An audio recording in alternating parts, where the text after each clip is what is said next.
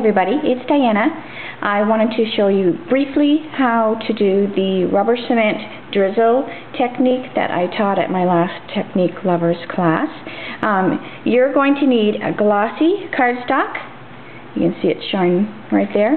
You're also going to need rubber cement. You can pick this up at your local hobby store. I actually got it at our grocery store here in town. You're also going to need something to put the rubber cement on the cardstock with. It comes with this brush inside it, but it makes it too thick. Like, I didn't have the control that I wanted, so I just went into the kitchen. I picked up like a wooden screwer.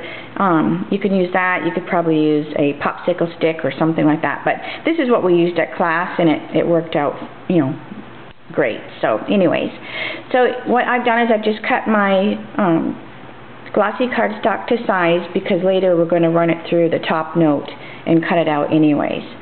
So what I'm going to do is I'm just going to stir up, you know, the rubber cement and take the brush out and just set it aside, because we're not going to use it anyways. Then just take your screw or your popsicle stick, whatever you want, and I started off the paper because that first kind of glob is thick, so if you start off and then work on to the paper, it makes it easier. And I just like to go in kind of like squiggles, and just take your time. Let the rubber cement, you know, fall off of the stick like it wants to, and then you'll kind of run out and then just touch so it goes off. Again, load up your stick and then start off, and then you're just going to keep going like that. I mean, if you're like super talented, I'm assuming you could even like write something on that if you wanted to. So I'm going to set that aside for now. I'm going to take this off of here. I'm going to lay a little piece of paper down here so I have a nice clean space to work on. Alright, so you're going to want to let that dry. It takes, you know, this is a quick technique to do for a very cool effect. The longest part is letting it dry in between while the rubber cement dries, you know. So you could go put a little wash in or something like that, or whatever suits your fancy. Now what I did was I took just some Summer Sun refill and I squirted it inside an empty Stampin' Up! Box. This to me is a little bit easier than inking up the sponge in the stamp pad continuously, so that's just what we did at class. So I'm going to pick up color in here, and then just lightly, you don't want to go too hard, just move that color around until you get the color that you want. I'm going to go over here, going to grab a little bit more out of my container, and then come back and put it on the card. Okay, so I'm just going to keep doing that till it's all the way done. Now this is glossy paper, so it's letting you move that color around and play with it. If you used Whisper white paper, it would just soak in and you wouldn't be able to, you know, do this technique. So that's why, if you're wondering, well, how is she moving that color around, it's because I'm using glossy paper. So I'm going to set that aside. So let this dry. So after it dries, you are going to do a second drizzle with the rubber cement. So do the same thing as we did before. Start off. And it doesn't take very long for that ink to dry on the cardstock. It's just the rubber cement that takes the time to dry. So again, we're just going to drizzle around like that. Okay, so let's pretend I did the whole thing. Okay, so I'm going to move this away. Actually, it's probably stuck to the thing. So we're just going to move the card, and I'll put it over there where it can dry with the other one. I'm going to lay another piece of my paper.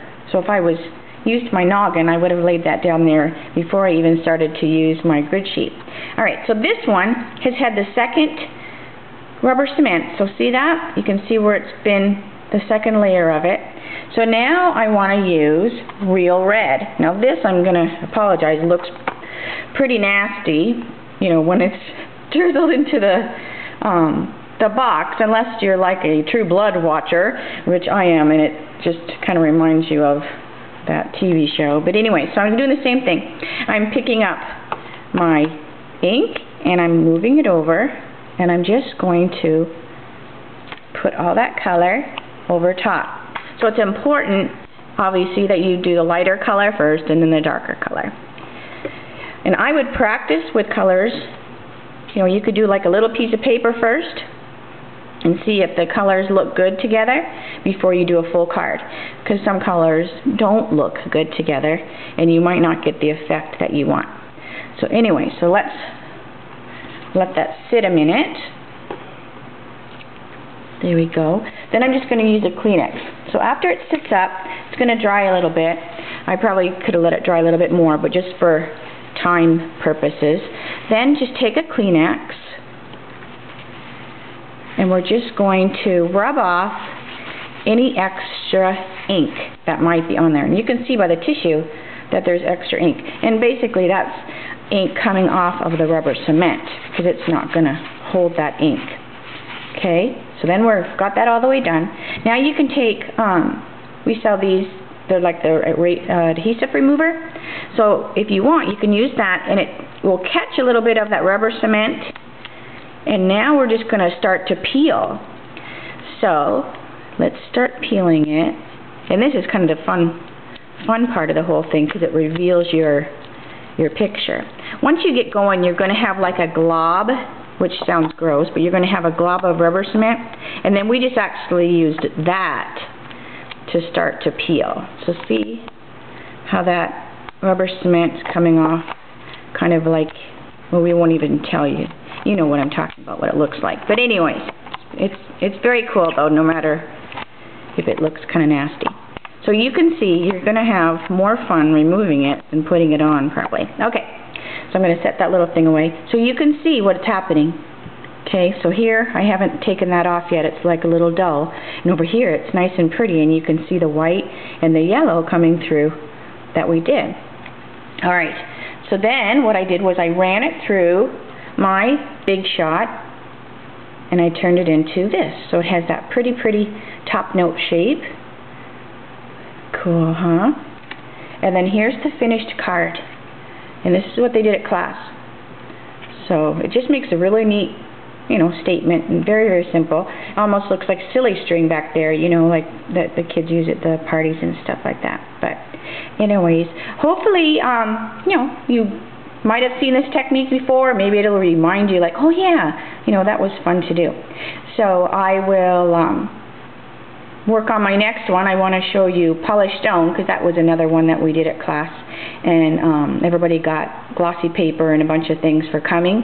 So I wanted to, you know, stress techniques using the glossy paper so they could go home and have even more fun with it. So hopefully you've liked the rubber cement drizzle technique, and I will talk to you soon. Bye.